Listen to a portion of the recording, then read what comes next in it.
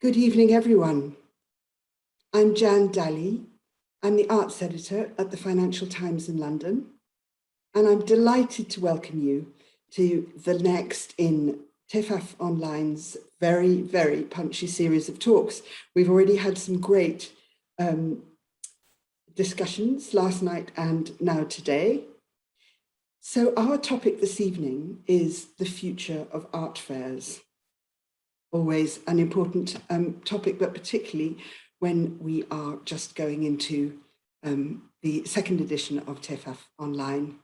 I've got a great panel and we're going to have an hour together. There'll be time at the end for your questions. We'll leave plenty of time, so please send your questions in on the chat function.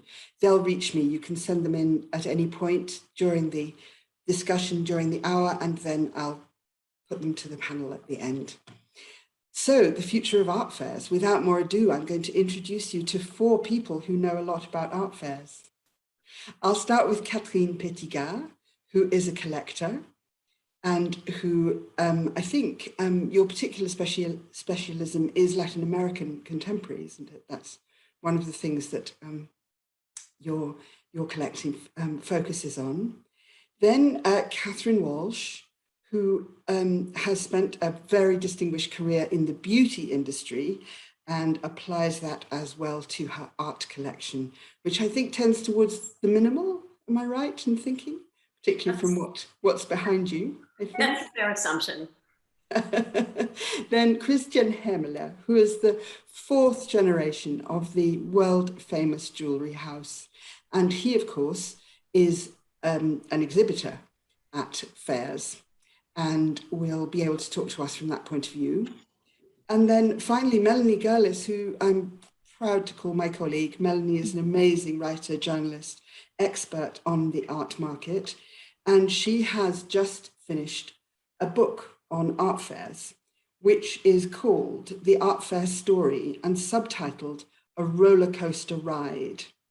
Well, I think what she means is that it's been a roller coaster ride since the beginning, but of course, as we all know, the last 2 years have seen even more of a roller coaster than anybody could have predicted.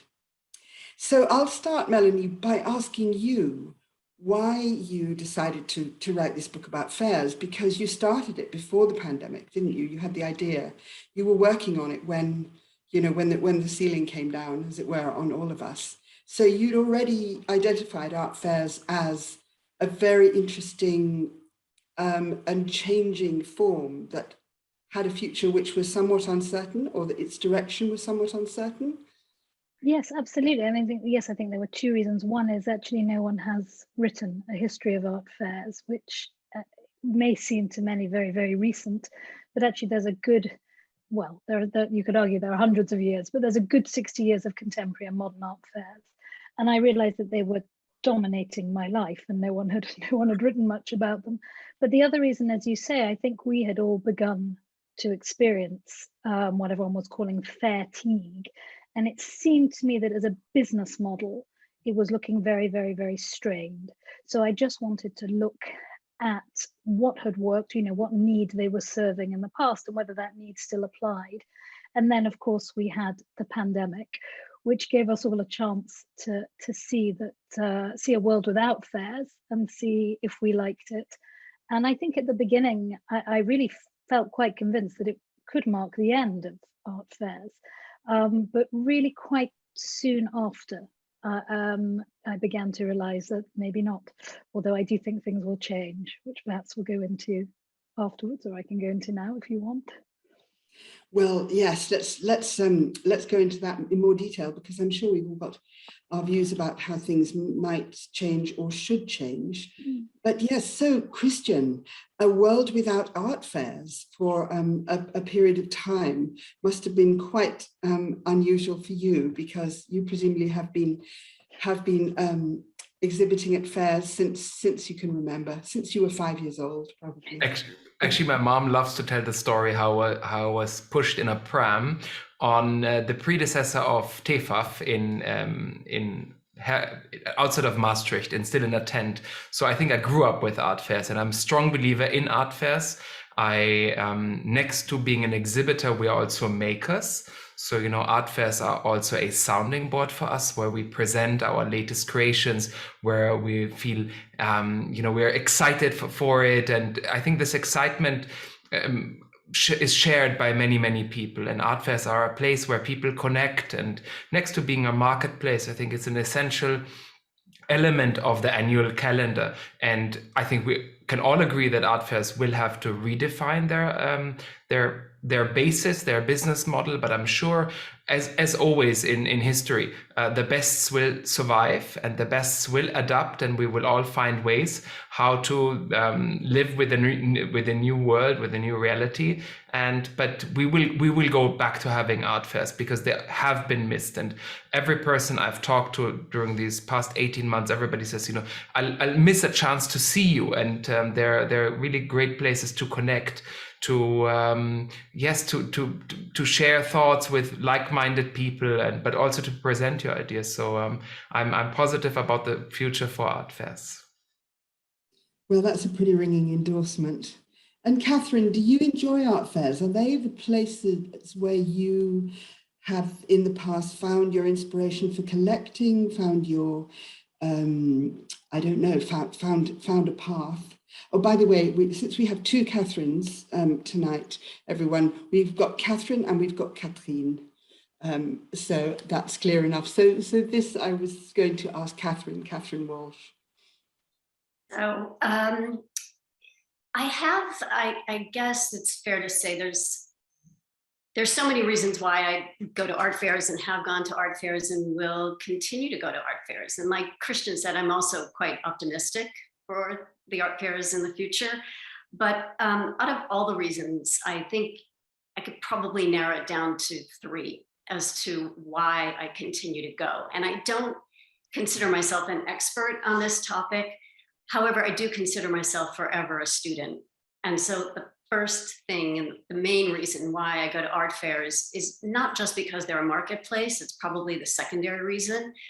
The first reason I go is for the education of it all. So I'm not an exhibitor. I'm, I guess, somewhat of a collector on a smaller scale. So I'm not always going with a shopping list, but I am going with a pretty huge appetite for the knowledge of it all. And to be in an environment and to have such a high level of expertise of, these people are connoisseurs, they're scholars, and they're very willing and able to give information about what they're passionate about. And I find that very special. So that's the number one reason. The second reason I think we probably all feel this way is the connections that you make and the engagements that come out of that. And I miss that desperately. And the third reason is because I'm searching for an elevated experience. And I think the best art fairs offer that. I mean, I can remember the very first time going to TEFAF 25 years ago and being just frankly blown away by the attention to detail and the intense vetting that goes into it and the seriousness of it all. And I remember being very afraid the first time to go in and ask questions. And I fortunately got over that because I find that this is my biggest learning experience is when I go to a fair. Well, that's wonderful. So it has a strong, positive educational experience. Catherine, tell us about your fair experiences. Yes. Well, first of all, thank you very much for having me and having to put up with my French accent. So I agree, I should be the French Catherine. Anyway, it's hard to hide that one. But I think for myself as an active collector, because I think this is still what I am, and as a board member of several institutions, both in Europe, here in the US, where I am now, I'm currently in New York, and in Latin America, where I also participate in a number of boards. I think fair fairs are really an essential part of who I am. First of all, I think it's a great joy to go to the fairs for the art. I think we all get sent preview emails, presentations, PDF before going. So maybe that sort of maps a trail in the fair. But what I enjoy the most is the surprise of the things I'm going to discover. And perhaps in my case, being a specialist collector, as you were saying, in Latin America, modern and contemporary art, it enables me to put the art I collect in a broader context, in the context, an international context, a historical context that I really enjoy. I think it's also really important for me, and I must say, going to TEFAF, which is such a gorgeous fair, and which has such a variety of masterpieces in whichever field you look at. I must say it's even more joy. And I won't mention the frivolous part, which is about what you're going to wear, and especially the shoes. This compromise of comfortable and elegant never works, I have to tell you. But anyway, but also as a board member, I think this is the place where we meet as a board, especially for Latin America. Often it's Art Basel Miami, it's fairs in the countries, fairs in Europe. I think it's really important to have this conversation with like-minded collectors, also to select works for the institutions we are supporting. So I think that is also very important. And the third aspect, I think, is for the art and the artists primarily. I've devoted a lot of resources and time trying to make sure that artists from the Latin American region get an international public, or artists from France get a public in Britain, artists from Britain, a public in France. I've spent a lot of time doing this. And I think fairs are a fabulous platform for this international exchange, and it's very important for artists. So I think for me, it remains a great joy to go to art fair, and I've missed them badly. I'm going to my first fair today with the Armory show that is just opening. I think we have 3 or 4 fairs opening just today. So I think it shows you there is an appetite. I think that looking at the future of art fairs, I would just like to share what I see as one important challenge.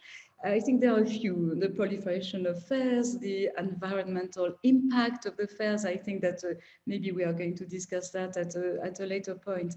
But for me, I think what is key is that we need to broaden the audience of the fairs. I think it has to be an exclusive event because it has to be for connoisseurs. But we need to develop that connoisseurship. And I think that a fair is a perfect platform, as Catherine was saying, for that, because you have experts, you have the top sort of actors in the market. And I think we need to find a way of developing the collectors of the future. I think, as my son, who is 23 years old, says, I think it should remain for elite, but not for an elite of money, an elite of knowledge. So I'd like to maybe launch this as a potential debate. That's certainly a very interesting point. Well, the audience by now might be wondering why I didn't invite somebody who doesn't like art fairs, but maybe I couldn't find anybody. It's wonderful. I was going to throw that in, actually. I was going to say, well, only because I just wanted to, I mean, because I went to 2 fairs yesterday, which are the first fairs I've been to also in a very, very long time. And I was probably there for about 4 hours in total, and I was exhausted. And that's in my country. This is just getting a train. It's not no flying. No. And now that might be because I'm slightly out of practice. But I was thinking about how it's maybe a bit like when you don't drink for a month and then you start drinking again and you realize you've been poisoning your body. I wonder if we've slightly also forgotten how punishing they were. And I sort of went there and I thought, my gosh, we've got such a month ahead, and how am I going to do 12-hour days, 3 days in a row, which is what I was used to. And that maybe for those of us, maybe for people from outside, just popping in, it's fine. But for the industry, I still think we maybe have forgotten. Maybe there'll be a lovely groundswell of pent-up enthusiasm, but I wonder if it might settle back again. Well, look, let's talk about this question of how we feel fairs will be obliged to change, because I think that there is no question that some of the issues Catherine raised particularly the proliferation of fairs, which I think almost everybody agrees there were too many. It was getting pretty crazy. And despite the obvious point about the survival of the fittest, it's not surprising if everybody wants one and everybody tries to put one on. And I think that can be a difficulty. And then there are these other questions about travel, about everything else. Catherine, I can see that I think I interrupted you. I'm sorry, you were about to say something, but tell me what direction you feel things might go into now that there's been a break, there's been a little bit of a chance to reassess. Yes, I think what I was going to say, just to build on Melanie's point, is I think we all just became so used to the calendar. You know, it was, okay, it's March, we're in TEFAF, and then it's the Armory, and then it's Basel, and then it's Basel Miami, and then and you know, and I'm not mentioning Pad and Masterpiece and everything else. So it was a frenzy and a calendar that we all became quite used to. And I do think a couple things, but the first thing that COVID has taught me personally is that if I can have the luxury of choosing how I want to spend my time and who I want to spend my time with, I will go to art fairs, but I'll be going to the ones that I do think have raised the bar. I won't go to everyone, and I don't think it's necessary. I think there's also the local aspect that's happened during COVID, is that for me, it was a delight. We were just talking before this call about to go to an opening last night in London. And that was terribly exciting. and I didn't have to get on a plane. And now an opening is different than an art fair, but I probably won't feel the need to have to go to all of them. And you know, the third thing I think I equate what's happening in art fairs and the fact that during COVID, the online viewing rooms became so important and everyone was trying to figure out as they went along. But I equate it to retail. And when you think about it, I mean, people are not going to stop shopping all of a sudden because they can buy anything online. But when you really think about what's happened in retail for a long time now, is that people, you know, shop across channels, right? Anywhere, anytime. But it doesn't mean that they're all of a sudden not going to go into a store, all right? But they probably will choose what stores they want to go into. And I think retailers have shown that to attract customers, you need more than just a shopping place, more than a marketplace. You need some kind of theater, some kind of excitement, along with a huge amount of customer engagement. You know, so I do equate it a lot to retail. I think the art fairs haven't, we're not 100% there yet, right? We are doing online, and that's exciting. People are shopping online, but the whole total experience that you see in retail has not come yet to this world. Interesting. Christian, I mean, as an exhibitor, you must have a very strong sense of the difference between the various fairs, the difference in quality, the difference in clientele and everything else. How many fairs did you used to do in a year? Five. Lots of traveling. I mean, I do agree that, you know, in the future, maybe 5 years is 5 fairs a year is maybe not suitable for us. Also, you know, as we are the makers of our own work, we have limited creations a year available. Does it really make sense to present them 5 times, or should we rather do 3 highlights a year? That's a model which we have to define. But I think what Catherine just said, I think the future is going to be this mixture of channels. And if a fair wants to, wants to be relevant in the future, it has to show that it offers more than what the past used to offer. And I think that's that's the key element of fairs, is to offer more than being a marketplace. And the larger fairs are also a huge place to open arts to people who not necessarily are collectors or buyers, but they're fans, they're admirers, and they maybe not have the possibility to travel far to see a museum. I mean, yes, we've been talking about many different fairs, but if you take Basel, which is happening in 10 days, or if you take TEFAF, there comes all these great artworks to one place at one time, where also a lot of regional visitors can come and educate themselves in a field which is not necessarily possible any other way. So if we emphasize on that element, I'm sure art fairs will have a future. And I know it is exhausting. Believe me, we've done many of those. And sometimes after day 10 at TEFAF, it's hard to motivate yourself to stand for another 12 hours. But it is then so exciting, and it's also, you get a lot of energy when even sometimes kids come up to you and they ask you questions about the things you've done or your field of expertise. And it's also, this exchange of energy. And that's, I think, which we as humans need so desperately after, being put in front of a screen for the past 18 months.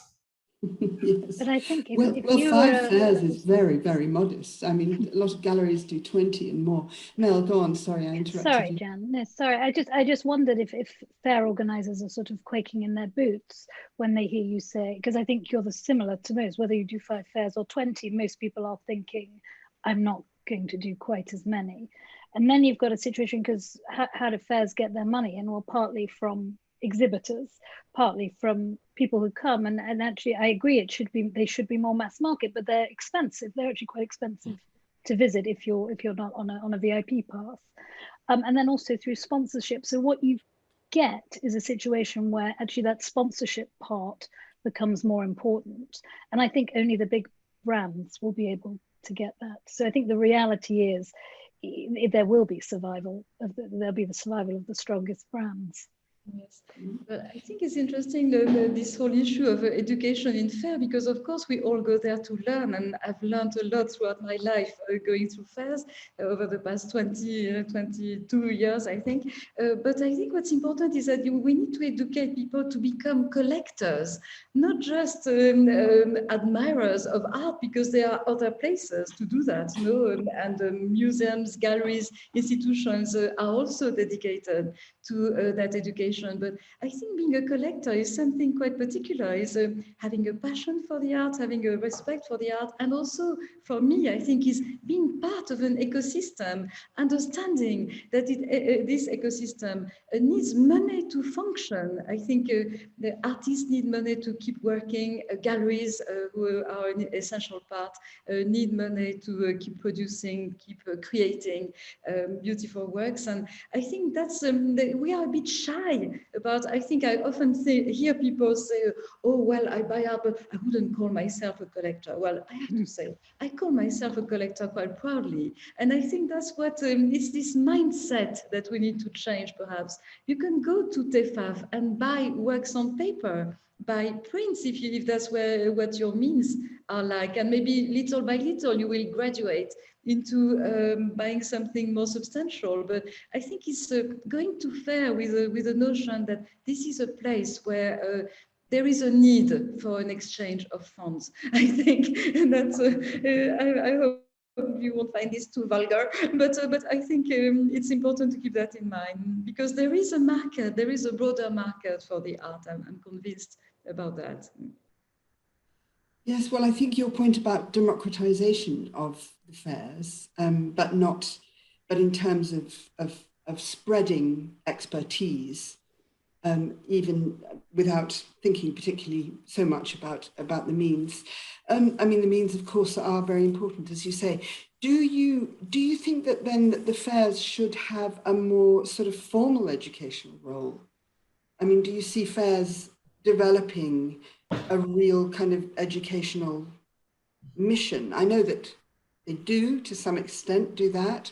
In a sense, it's not their job, really, to do that, although the best fairs always want to give interesting add-ons. Christian, I can see. Raise the bar. No, I think raising the bar and making it attractive and offer another level. And I think some of the fairs, we have exhibited it, do it better than others. Can you explain a bit more? Like, you have guided tours, you have, I don't want to use a branded word, but meet the expert. Sometimes you have a video. Sometimes you have a tour through the fair. You can sign up, and most of the time these tours are for free. And like what Catherine was saying, there are so many scholars and experts in their field, and their knowledge needs to be passed on, or explained to the visitors. And I think some fairs do that better than others. I agree with that, and I think we've all seen it done rather badly at times, and also quite well at times. There's need for more mediation, because it's clear also that if you're a gallerist who has invested quite a significant amount in a booth at a fair, I think there's nothing more unbearable than having a gallerist speak to you and constantly watch over your shoulder in case a more important collector comes around. So I think maybe there is a need for more mediators in the fairs, and people who can answer those questions. I think Catherine was saying herself when she started, she didn't dare ask questions, no? And it's a pity, because often you can see that gallerists look somewhat bored, but you don't dare interrupt them. So maybe mediation, maybe a more deliberate, didactic approach, I think, is something that would be, I think, quite useful in future. Could I just add to that too, Jan? Because it reminds me, I think what also happened during COVID is that online became, it was so vitally important, and it really became a voice of a lot of galleries that maybe they didn't exercise their voice so well in the past. And I feel even in my experience with TEFAF, when we did the first TEFAF Online, it was this obsession with trying to get good content, and content that we felt was relevant and interesting. And you see that, I think digital has become more personal during COVID, and the messaging is a lot more tailored. And I do think if you read something from a particular gallery, that goes deep on one subject or one painting, and it might not be of great importance to you in the past, but just by reading it, you do become engaged. I feel that then you're a lot more comfortable to pick up, to just shoot an email to that gallery, or to meet them in person when you can and say, I was really intrigued by your story, right? So I do think that is what's happened during COVID with online, is that it was a good tool for galleries to have a stronger voice. Yes, I agree with that. Melanie, I'm sure you found many galleries talking about that. Exactly. I think there's been a vast, it's amazing. I mean, there was one very cool German contemporary gallery who didn't have a website because they thought that was just, that's not the thing. And even he said, Tim Schneider has said, actually, I need one now. And it's amazing to think that this gallery existed without a website, and his staff are now delighted because they can get works out there to many, many, many more people. So, and I do think that is the big difference. I mean, if you look at the history of art fairs, and if you look at, there have been lots and lots of, there's been recessions, fairs have gone through really tough. I mean, 20 years ago, we had 9/11, which stopped the first Art Basel Miami Beach, but also stopped people flying for a long time. But what we didn't have was technology. And I think that will completely change. I think it's vastly improved from those first pictures on a screen. But it's still everything we said at the beginning, which is no in-person contact or getting your antennae out. I think Jerry Saltz once described it as we do need to feel connected to other people in our world. Do you all think that art fairs will ever retreat now from the digital realm? Do you think from now on they will always be physical and digital? Because of what you say, Melanie, about access and about... I think one thing I've seen sort of this time around is there was a time when fairs were physical, but opening themselves up to other people digitally. Whereas now they seem to be saying, we'll only put you online if you show physically. And so I think that it's a semi-retreat to keep the physical event happening. But no, I think digital is here to stay. I think the number of people that you are getting, I mean, even people are obsessed with Instagram likes. It doesn't bring in money, but it's all about building a brand. And so no, I don't think it's going away. Did you all buy and sell online during the time when the fairs were closed? Catherine, did you buy online? Yes, I did.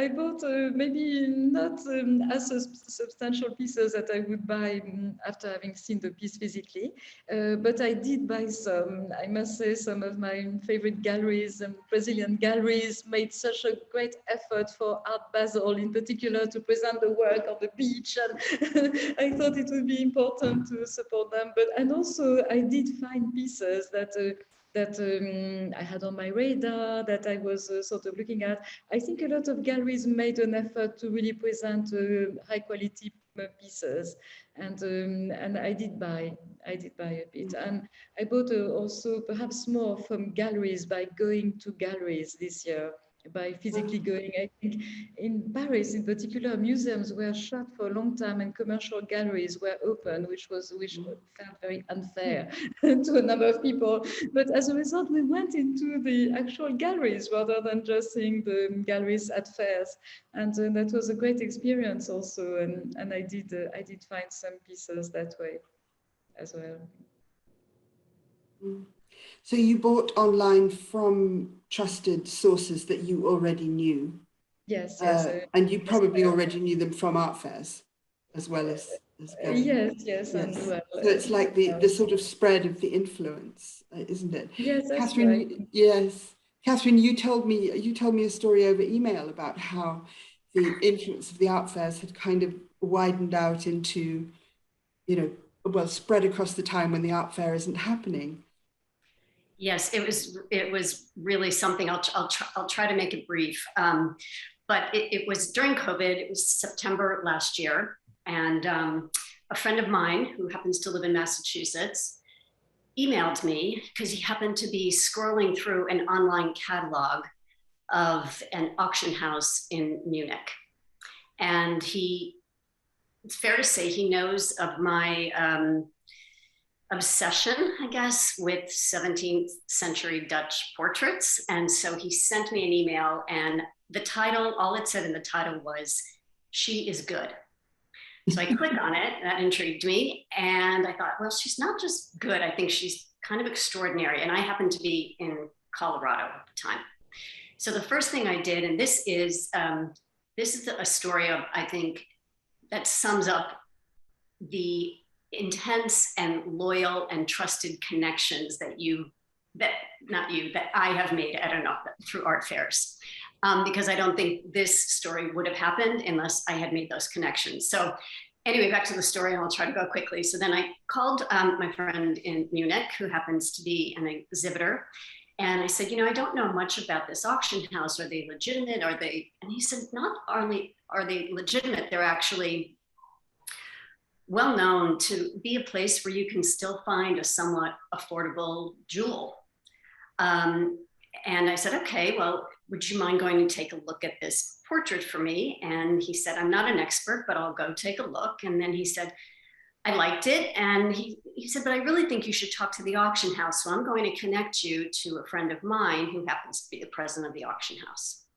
So then I get on the phone with him. I ask him a million questions. That turns into him introducing me to the cataloger, which results in me getting infrared photography so I could really see what needed to be retouched, really the quality of the canvas and all of that. And then I thought, okay, I might actually do this. This is sight unseen. This is a big deal, but I'm trusting everything so far. I'm going to do this. And then my friend in Munich said to me, but hold on one second. Before you do that, I think you should talk to another dealer. And he's an expert in old master paintings. So I called that dealer. He happened to be in Rome on that day, and he gave me information. I then made the purchase through the auction house, and then we had to get her out of Munich and to London before Brexit happened at the end of the year. And so through another friend, we were able to make that happen. And then the last part of the story is that she did need some minor restoration. And so through another friend, he said, the only place that I would get that painting restored is with a couple who happen to live in London. And they are really the experts. So I got a hold of them. The painting went directly to them. I still hadn't seen the painting. By the way, her name became Tulip through all of this because I felt like I had to name her something. So Tulip ends up with the London restorer, and almost to the day, a year later, I finally get to see her live. And had I not connected with all these people, I mean, think about it, that's 2 continents, 7 or 8 people, 5 different cities. It all happened in 72 hours. I was just blown away by the openness, the advice I was getting, the guidance. And, you know, I'm probably going to be a customer for life now because of all of that, to all of those people, because I felt so taken care of. So sorry, that was a long story, but it was a personal one and I wanted to share it. Well, it's a wonderful story, and I hope you're very happy with your portrait. Christian, tell me about, quickly tell me about online, what the online world is for a business such as yours. I mean, presumably with jewelry, I mean, people know you and trust you, but also people do really want to see it for real, presumably, don't they? Yes, but I think, you know, what we're all sharing here is it's the same it's the same baseline. It's like you have a connection, you've met once, you've seen a person, and honestly, we get very worried if somebody writes off the internet, I have seen this and I would like to buy it. We're like, you know, you have to try it on, you have to see it. Does it really fit you? Because, you know, that's a very important element of our work. So even though, you know, we've gotten better at it, we have ways how we can present how a jewel looks worn, and, you know, we've all improved over the last 18 months. I'm a true believer in meeting. And once you've met once, you know, you, like what Catherine was explaining, you know, once you have an established relationship, it's easier to help you, you know, to maneuver through the world of this digital age. And I mean, also what Catherine was explaining, you know, you have these relationships, you call up people, you trust them, and that's why you do something. So even though online is not going to go anywhere, you know, the base of it all is the connection. And this is where we come back to art fairs. Where do you really make connections, and where do you create all these personal connections? At art fairs. And I think that is the future. It's a place where you make connections. Absolutely. Just in just a few minutes, I might, I've got some questions coming in, but before that, let's just quickly switch. We won't have time to talk about everything we want to talk about, but can we just quickly switch to one of the questions that often comes up these days in relation to fairs, which is the ecological concern about the very, very heavy carbon footprint of the fairs, of traveling, of moving the art around, of the construction, all the rest. Melanie, tell us, when you were interviewing people for your book, how did galleries in particular, how did they feel about this? Did they feel guilty about it? Did they feel, well, it's just too bad, that's how it is? What do you think is the overriding mood about that question? I think, and I'm going to sort of pour a bit of cold water on it, because obviously I think it's incredibly important. And I think in 5-10 years, I think people are going to be amazed that we even had this discussion. But I think during COVID, there were a lot of people saying that it was all terribly important and we must respect our carbon footprint and la, la, la. But actually, I don't see any evidence yet now that we can fly again. And I mean, these art fairs are, you're building a city for 3 days. It's got to be the most ecologically unfriendly type of event that I can think of, actually. I don't really see any change yet. So I think it's a bit like turkeys voting for Christmas. I think everyone really wants to have a better ecological footprint, but I don't see much evidence. There are little things. There are little things. I think more dealers are doing maybe a solo show, a solo booth. So then you're flying in the art just from one place rather than 20 places. But and a few, you know, there are some great. There's the Climate Coalition, which a lot of galleries are part of. So people are looking at it and thinking about it. Plus, we can do, you know, it's about personal choice. We can choose to, and actually everything Catherine said at the beginning about retail, it's quite self-directed now. We can go to a fair, we can not go to a fair. I just don't see the fairs or the galleries making a massive effort yet, but hopefully I'll be proved wrong. Mm. What about anybody else? Do you feel, Catherine, do you feel guilty when you fly to art fairs? Do you ever feel, I really shouldn't be doing this, there must be a better way? Despite our love of fairs, this is going to become more and more of an issue, I think. Yes, well, I don't know if it was Catherine or Catherine, but anyway, I meant, yeah. Well, but, I'm happy to hear from both of you, but yes, you were. Yes, I think the jury is still out on that one, because in my case, I think local fairs are of great interest. You know, the fairs of Mexico, of Colombia are two that I love going to. The fairs of Brazil, Espearte or Art Rio, that also happens today, or Arteba, which is a bit further away, where I haven't been as much. So I'm not sure if I'm going to go as regularly to this, but I think for these fairs, for these local fairs, which I think are very important because it creates a moment for these art scenes, you know, because an art fair is not just about the art fair, but all that's happening around, the shows in the institutions, the opening their homes, the parties. So I think they are still very important to, as a catalyst, you know, to create this art scene in those scenes that are still not so developed. And I think you can't just say, oh, too many fairs. Forget about Artbo in Bogota, because I think it's a great art fair to for the region also, where you're going to see galleries from Panama, from Guatemala, from the whole region, and from Ecuador. And I think it's a great place to get together. So I wouldn't, maybe I won't go every year, but every other year, because I do think it's a bit, you know, I would go for 3 days.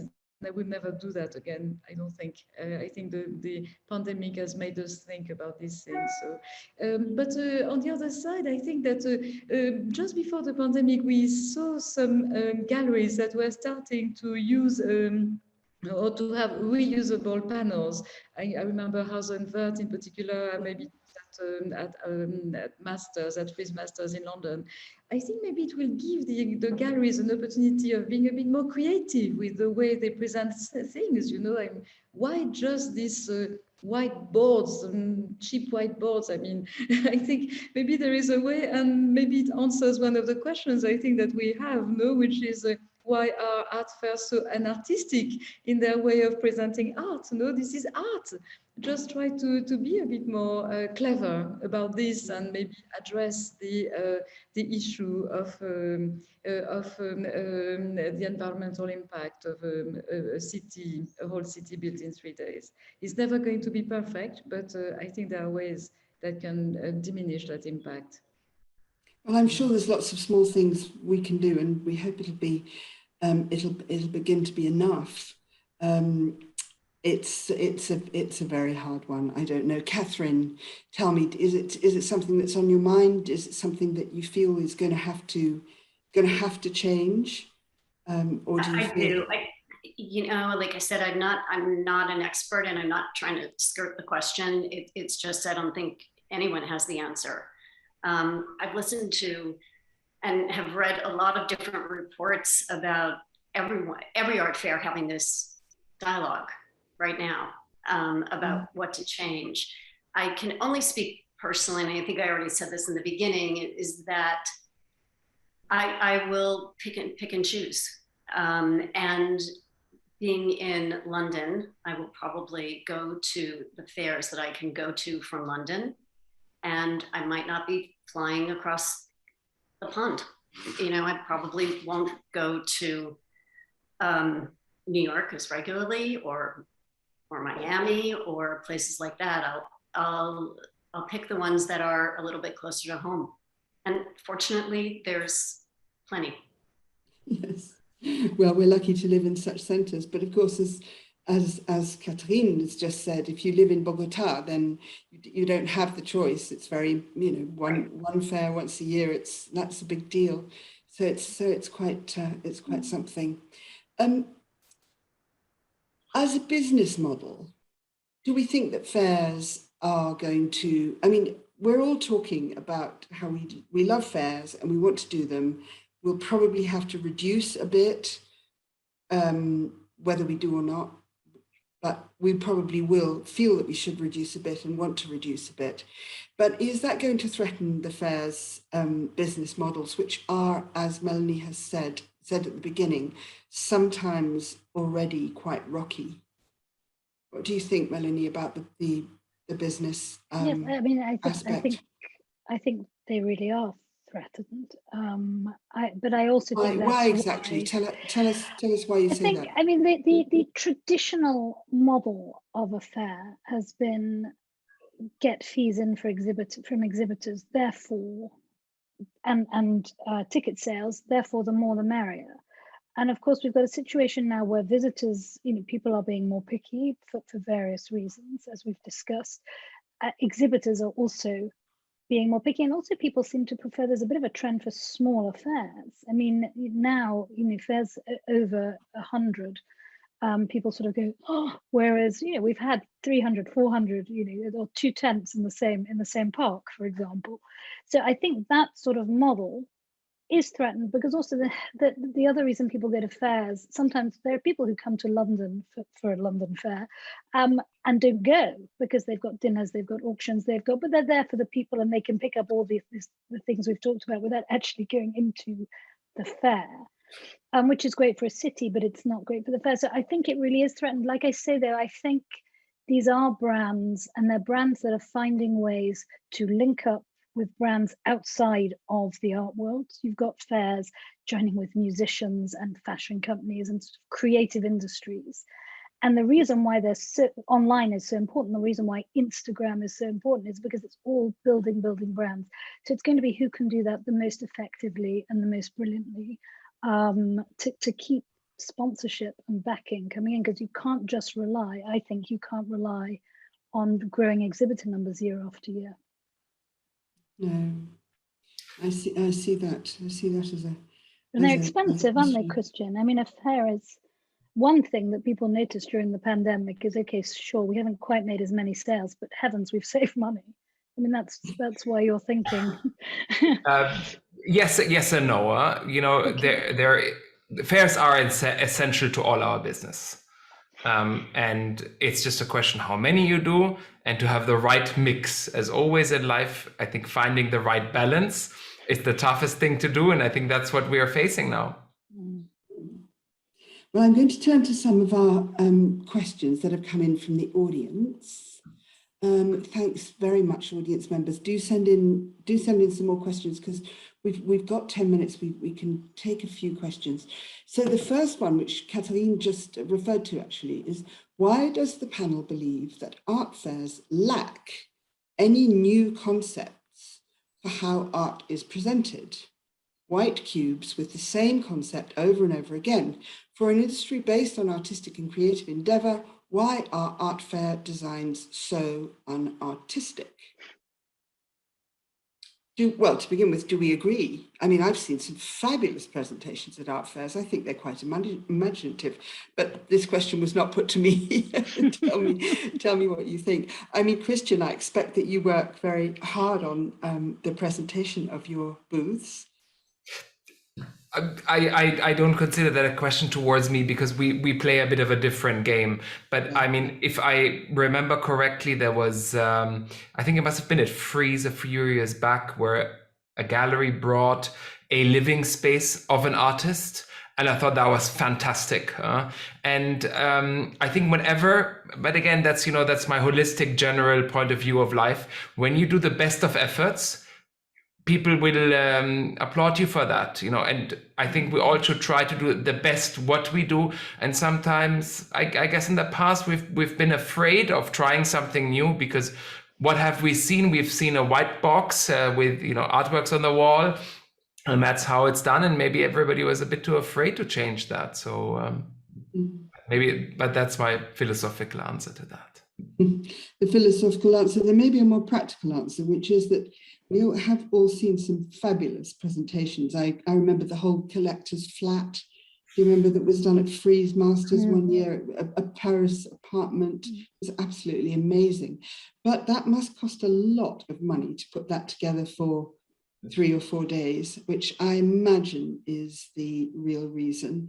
But perhaps you could just tell us, Catherine and Catherine, whether it makes any difference to you, the way the art is presented, really. I mean, you just want to see the art, don't you? Do you particularly want it in a very, very fancy setting? Or does it matter? Well, I think it's a question of scale also. I think often, you know, there are a succession of boxes, and I think some fairs have been better than others at playing on the scale. I think Art Basel with the unlimited section, I think has created a major happening for our art, and I must say it's very exciting. So it's not just the white cube. I think regarding going back to this question of cost and the business model and presentation, I think that maybe one of the future of art fairs is a bit more solidarity between the behemoths, the big galleries and the smaller galleries. And I think that's something we saw during the pandemic with the physical galleries that I think has been incredibly rewarding. Bigger galleries inviting smaller, struggling galleries into their space or into you know, their mailing lists. I think I've discovered some great talents by I don't know, being a client of David Werner and discovering a small gallery in London, Arcadia Misa, and finding fantastic work from there. I mean, there are opportunities that can occur, and I think maybe that's one way of helping more creative presentation is that maybe not all galleries should pay the same for their booth, and therefore, accordingly, it should be a bit more means adjusted.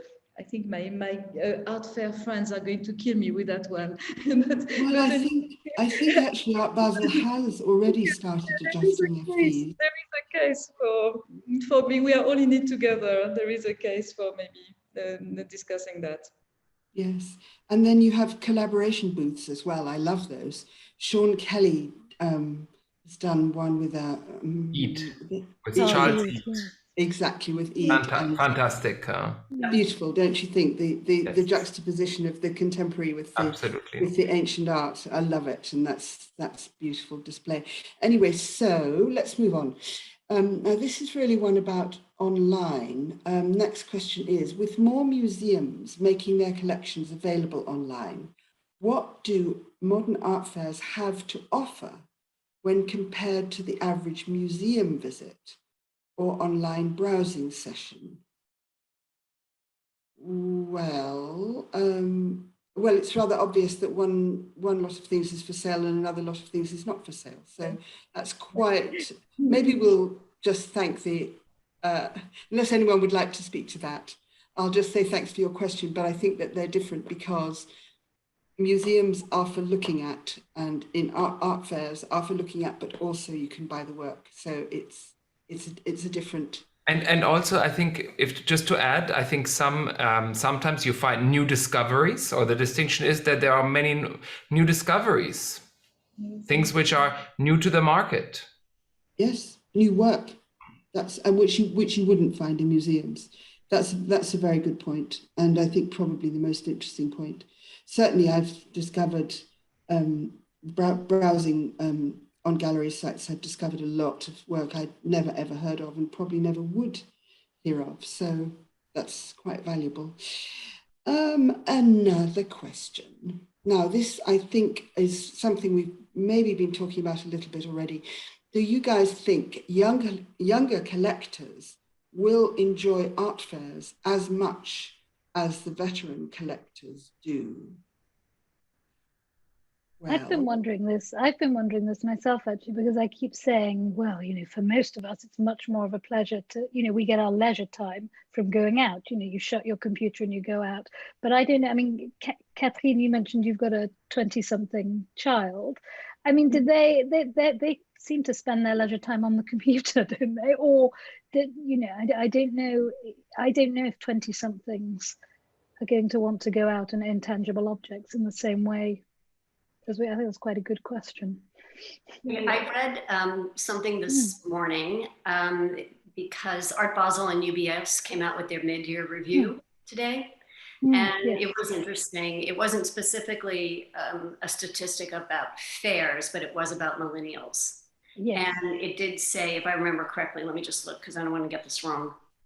Right, that that millennial collectors spent more than 3 times their older peers. So I do think, again, whether they're spending it directly through galleries, online, or going to art fairs, that for me is not clear. But also what happened this year with quite a fever was the whole NFT situation. And that was specifically being targeted to that generation, and with some astonishing results, as we all know. So, you know, will galleries start showing NFTs at art fairs? Probably. Yep. It's where the money is. If you build it, they will come. Yeah.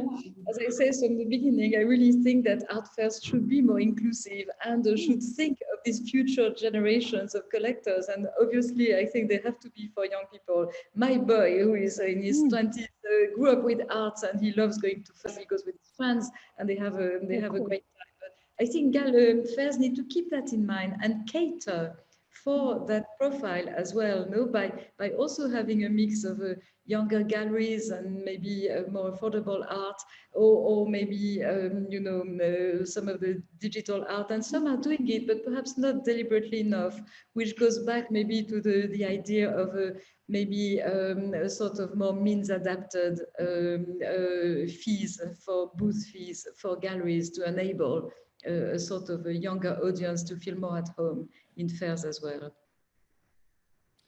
Yeah, it's a question of feeling at home and of feeling that there's something there for you.